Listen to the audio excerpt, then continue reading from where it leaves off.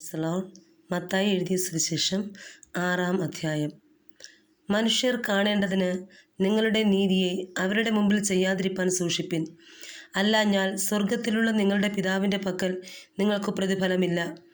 ആകയാൽ ഭിക്ഷ കൊടുക്കുമ്പോൾ മനുഷ്യരാൽ മാനം ലഭിപ്പാൻ പള്ളികളിലും വീഥികളിലും കപടഭക്തിക്കാർ ചെയ്യുന്നത് പോലെ നിന്റെ മുമ്പിൽ കാഹളം ഊതിക്കരുത്.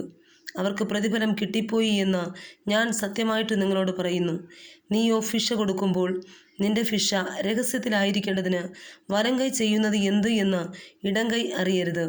രഹസ്യത്തിൽ കാണുന്ന നിന്റെ പിതാവ് നിനക്ക് പ്രതിഫലം തരും. നിങ്ങൾ പ്രാർത്ഥിക്കുമ്പോൾ കപടഭക്തിക്കാരെ പോലെ ആകരുത്. അവർ മനുഷ്യർക്ക് വിളങ്ങേണ്ടതിന് പള്ളികളിലും തെരുക്കളുകളിലും നിന്നുകൊണ്ട് പ്രാർത്ഥിപ്പാൻ ഇഷ്ടപ്പെടുന്നു. അവർക്ക് പ്രതിഫലം കിട്ടിപ്പോയി എന്ന് ഞാൻ സത്യമായിട്ട് നിങ്ങളോട് പറയുന്നു. നീയോ പ്രാർത്ഥിക്കുമ്പോൾ അറയിൽ കടന്ന് വാതിലടച്ച് രഹസ്യത്തിലുള്ള നിന്റെ പിതാവിനോട് പ്രാർത്ഥിക്കുക. രഹസ്യത്തിൽ കാണുന്ന നിന്റെ പിതാവ് നിനക്ക് പ്രതിഫലം തരും. പ്രാർത്ഥിക്കയിൽ നിങ്ങൾ ജാതികളെപ്പോലെ ജൽപ്പനം ചെയ്യരുത്. അതിഭാഷണത്താൽ ഉത്തരം കിട്ടും എന്നല്ലോ അവർക്ക് തോന്നുന്നത്. അവരോട് തുല്യരാകരുത്. നിങ്ങൾക്ക് ആവശ്യമുള്ളത് ഇന്നതെന്ന് നിങ്ങൾ യാചിക്കും മുമ്പേ നിങ്ങളുടെ പിതാവ് അറിയുന്നുവല്ലോ. നിങ്ങൾ ഈ വണ്ണം പ്രാർത്ഥിപ്പിൻ. സ്വർഗസ്ഥനായ ഞങ്ങളുടെ പിതാവേ, നിന്റെ നാമം വിശുദ്ധീകരിക്കപ്പെടണമേ. നിന്റെ രാജ്യം വരയണമേ. നിന്റെ ഇഷ്ടം സ്വർഗത്തിലെ പോലെ ഭൂമിയിലുമാകണമേ. ഞങ്ങൾക്ക് ആവശ്യമുള്ള ആഹാരം ഇന്ന് തരയണമേ.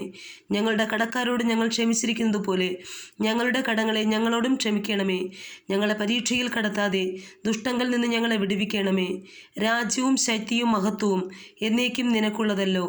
നിങ്ങൾ മനുഷ്യരോട് അവരുടെ പിഴകളെ ക്ഷമിച്ചാൽ സ്വർഗസ്ഥനായ നിങ്ങളുടെ പിതാവ് നിങ്ങളോടും ക്ഷമിക്കും. നിങ്ങൾ മനുഷ്യരോട് പിഴകളെ ക്ഷമിക്കാഞ്ഞാലോ നിങ്ങളുടെ പിതാവ് നിങ്ങളുടെ പിഴകളെയും ക്ഷമിക്കയില്ല. ഉപവസിക്കുമ്പോൾ നിങ്ങൾ കപടഭക്തിക്കാരെ പോലെ വാടിയ മുഖം കാണിക്കരുത്.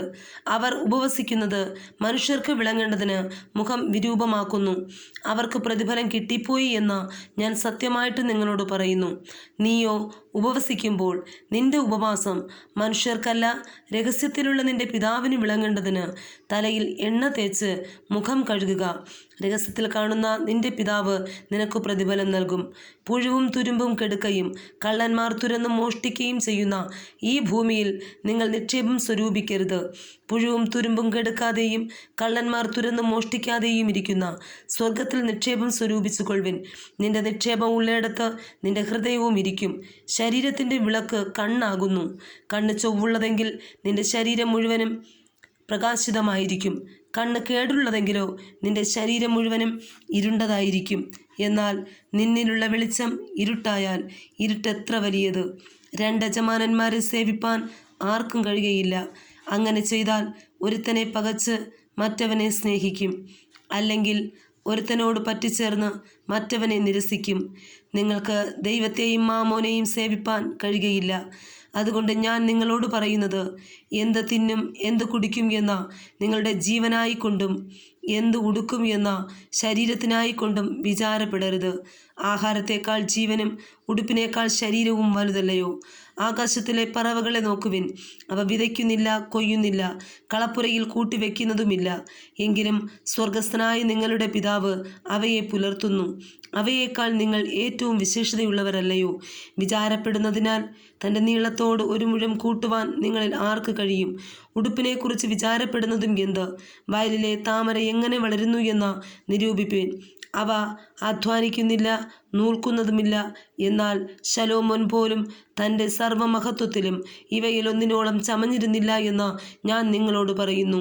ഇന്നുള്ളതും നാളെ അടുപ്പിലിടുന്നതുമായ വയലിലെ പുല്ലിനെ ദൈവം ഇങ്ങനെ ചമയിക്കുന്നു എങ്കിൽ അല്പവിശ്വാസികളെ നിങ്ങളെ എത്രയധികം! ആകയാൽ നാം എന്ത് തിന്നും എന്ത് കുടിക്കും എന്ത് ഉടുക്കും എന്നിങ്ങനെ നിങ്ങൾ വിചാരപ്പെടരുത്. ഈ വക ഒക്കെയും ജാതികൾ അന്വേഷിക്കുന്നു. സ്വർഗസ്ഥനായ നിങ്ങളുടെ പിതാവ് ഇതൊക്കെയും നിങ്ങൾക്ക് ആവശ്യം എന്ന് അറിയുന്നുവല്ലോ. മുമ്പേ അവൻ്റെ രാജ്യവും നീതിയും അന്വേഷിപ്പിൻ, അതോടുകൂടെ ഇതൊക്കെയും നിങ്ങൾക്ക് കിട്ടും.